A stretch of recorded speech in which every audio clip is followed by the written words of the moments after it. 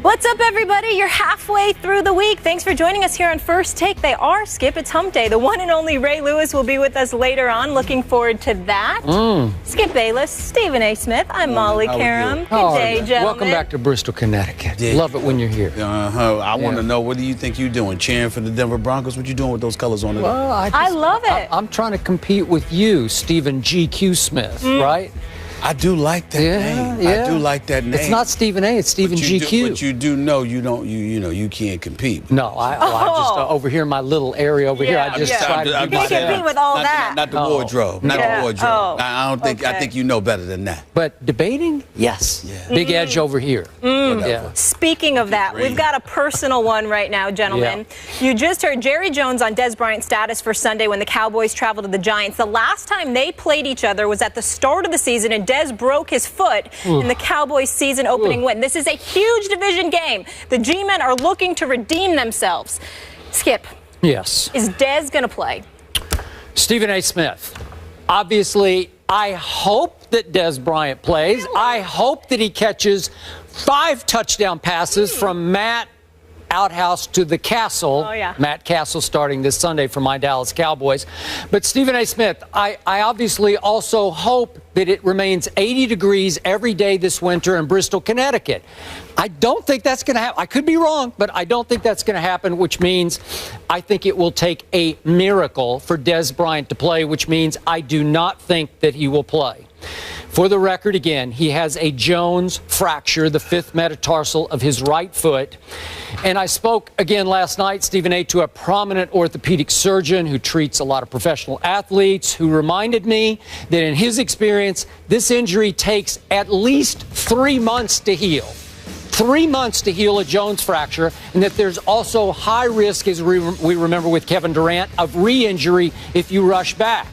So, Stephen A. Smith, Dez Bryant is 5 weeks into recovery. So minimum of 3 months, says the orthopedic surgeon I know and trust, and he's 5 weeks into recovery.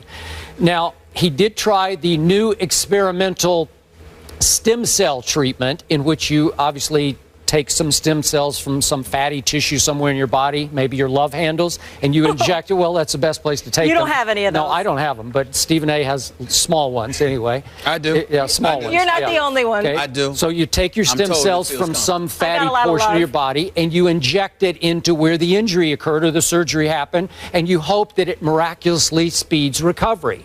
There's no data on how that will do because it's so new that I can't tell you what's going to happen, but it was shocking to me that according to the Dallas Cowboys, I'm going to have to trust their word on this, Dez Bryant has been doing running drills on the field, power running drills, and that they are hopeful that he at least can try to practice this week. If you want to know my gut feeling truth here, Stephen A., and I'm always objective about my Cowboys as opposed to how other people are not objective about the teams they love. But in my case, I'm here to tell you I'm starting to believe Jerry Jones is just messing with the New York Football Giants. He's just trying to push them to prepare for the possibility, the long shot possibility, that the best receiver in pro football, Dez Bryant, will somehow miraculously emerge Sunday late afternoon at the Giants Stadium and play very well. Do I think that's going to happen? No. Do I want the Giants to have to worry that that's going to happen? Yes, I do. So do I think this is a little bit of a little tactic on Jerry Jones' part? Yeah, little playing with the Giants' psyche. Yes, I do. I do not think he will play. I hope he does. I hope the Giants have to prepare for it. You know, it's interesting, and I appreciate you starting off the show with this subject. Usually, I'd be nauseated about talking about the Cowboys. Yeah, that's true. But in this particular instance, it does not bother me because I find it absolutely comical that this is a relevant subject in your mind. And the reason why I feel that way, Skip Bayless, is because it's interesting how you just acknowledged that Jerry Jones was playing games. This is what the Dallas Cowboys have resorted to, playing games, trying to stall injury reports from coming out, trying to give the impression, well, maybe if they think that Dez Bryant is going to play, it'll hamper their preparation for the game. It could. That would put us in an advantageous position. Yes. It just once again shows how pathetic how the Dallas Cowboys are. Yeah. Do you know, Skip, as I look at their numbers, your leading receiver is Jason Witten. He's got about 271 yards. Your second leading receiver in terms of receptions, I believe, is Cole Beasley.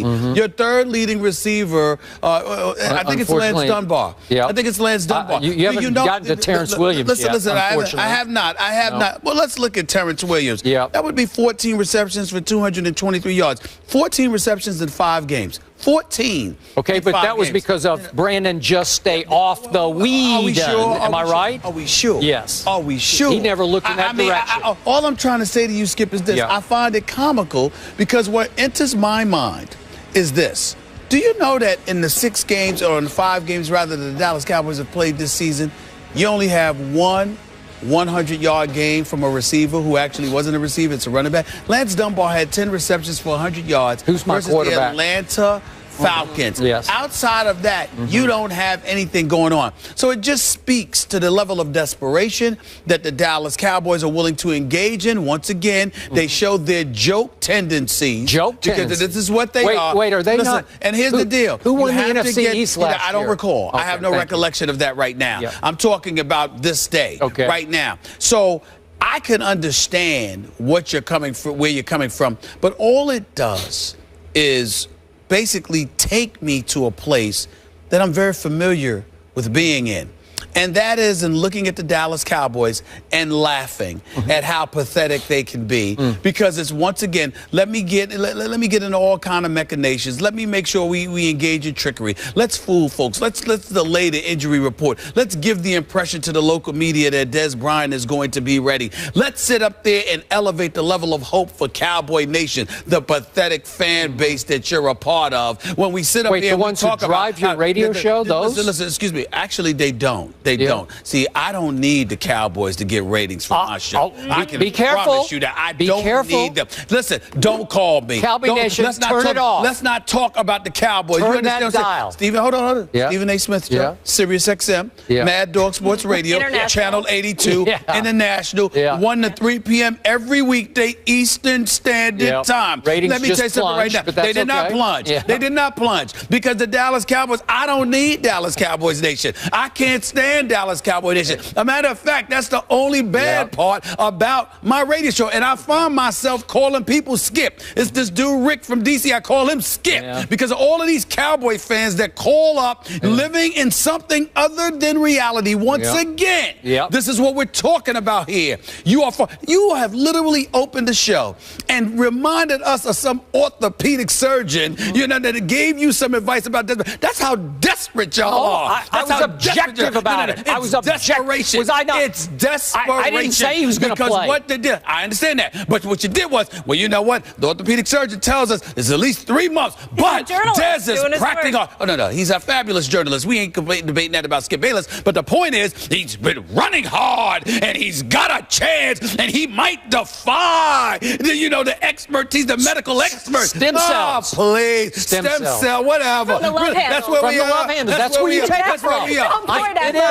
That's where you take them from. That's where we are. That's the truth. Are we going to invite politics into the situation? Are we going to get our 43rd President George W. Bush talking about stem cell research? There's a fly in your ointment. Are we going to be talking about all of this stuff? I mean, stop it, please. Don't get me started. Stem cell. That's what we've resorted to. The Dallas Cowboys have us talking about stem cells. That's where we've regressed to. That's how desperate y'all are to be relevant again. I'll catch that fly. There's a fly on your argument. That's it's on your argument, right? The fly is flying with my argument. That's why it's coming towards you and irritating you. Wasn't bothering me. Wasn't bothering me because he knows the fly knows. I'm telling the truth. But over here, I'm just fly. That's all I am. It's just fly. You know what? The orange and blue does look kind of nice on you. You came around. It does. And I'm proud that you know that lingo, fly. Using that verbiage. I'm very proud, Skip. I'm wearing off for you. I'm wearing off for you. So we took the noun and made it an adjective. That's right.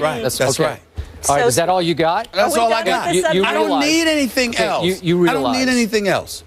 who used to be my quarterback, was the guy who admitted just 2 weeks ago, Brandon, just stay off the weed and that he's been unlucky his whole life. He admitted that Norv Turner, his first coach in the National Football League, told him, Brandon, I don't know what you did to people in your former life, but you've just been the unluckiest player I've ever coached. I don't want that guy as my Dallas Cowboy quarterback. I know Brandon. I like Brandon. I don't want him to be my quarterback. Matt Castle is a professional quarterback with a proven track record. He's thrown 96 touchdown passes in this league to only 70 interceptions. And he helped step in for Tom Brady and lead the Patriots to an 11-5 record. And then he went to Kansas City and he led them to an 11-5 record. As Jerry Jones astutely pointed out the other day, Matt Castle will have the nerve to step up in the pocket and take some good risks, not crazy risks, some careful risks, if that's not an oxymoron. So he will step up and try to throw the ball downfield to maybe Terrence Williams. Maybe he's going to catch 3 or 4 big balls in this game. My defense, I love. My offense, I'm starting to get back on the bandwagon of. And again, is it a long shot possibility that Dez steps out on the field just to inspire his teammates? It's possible. So I'm going to cling to the hope. So now we're talking about Dez Bryant being the modern day football version of Willis Reed. Thank you. That's what I thought of that, but I didn't think you'd want me to go there. Unbelievable. But it's possible. The level of this isn't exactly the NBA Finals. You're embarrassing yourself with how far you're reaching for your capital. And by the way, let's analyze. Let's rewind for a second. Yeah. When Tony Romo went down after Hicks rammed him into the ground in Game 2 against the Philadelphia Eagles, it was a legitimate shot to me, as far as I can tell. That's my recollection of it. Here's the deal. The next game, when they played the Atlanta Falcons, what did Dallas Cowboys up 14-0? 28-17. 28-17 at halftime.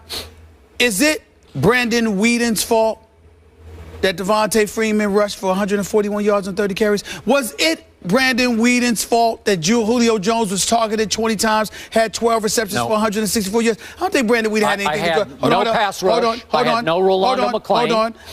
I don't recall that being Brandon Whedon's fault. In the loss against New Orleans, didn't they go into overtime? And didn't the defense have a miscue? And wasn't that Jason Garrett's fault or one of the rookie players that they had inserted in once one of their linebackers went down due to injury? We were down to the third string linebacker. That's right. Exactly. So that had nothing to do with Brandon Whedon, but the resident Cowboy hater, as they love to say, I am the one that has to come to the defense of Brandon Whedon. He didn't do anything wrong. He didn't do much right either. Excuse me. They had leads. That defense that you bragged about, led by Rod Marinelli, they didn't come through. There's no argument there. Okay. So why are you pointing the finger at Brandon Whedon score in the second half against the Atlanta Falcons? He had 28 in the first half, not much, like 0. That's right. That's all I need to know. All right. Next question. Thank you very much. I got you. You can say Matt that. Castle, from the outhouse to the castle. Here we come. Your defense had a lead and lost it. How nervous are you about this Sunday at the Giants? I was nervous last Sunday. Molly says not nervous on the record, yes. Monday, excuse me. Stephen A. Smith, a little nervous. Willis Reed imitators don't play in football. It won't work. Yep. It's a foot Here comes injury. Des Reed. All I got to do is step on his foot when all else fails. Referee won't even see that. Here we go. We're not going to see anyone throwing up the X this week, we don't think, or the salsa, for that matter. Maybe not. Are you going to do the salsa, too? Work those hips? Yeah, go ahead and laugh. You might see that in the end zone Sunday. Moving on to another team that's dying for a championship, also knows a lot about injuries. Will the Cavs get revenge for last season's NBA Finals? In a poll of NBA GMs that is currently up on NBA